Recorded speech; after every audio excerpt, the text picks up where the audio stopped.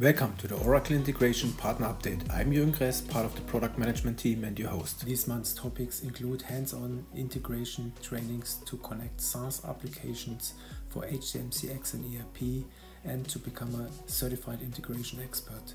So let's get started. For SaaS partners and integration experts, we offer a free hands-on training.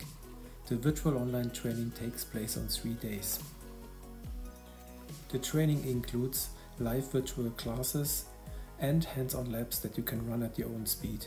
We will provide the environments including SaaS services and Integration Suite. The goal of the training is to enable you to build your own proof of concept and as a follow-up to become a certified expert. Schedules include Asia in April, US and Europe, Middle East and Africa in May and Brazil in June. For details, please visit the registration page. Trained and certified experts deliver successful projects. Therefore, we recommend our customers to include certification as part of the selection process. For Oracle integration, we offer the 2024 Sales Specialist and 2024 Solution Engineer Specialist certification free of charge. The online guided learning path is available, including the assessment for all Oracle Partner Network members. As a follow-up of the Integration Bootcamp, we offer the Application Integration Professional Certification, which is not free of charge.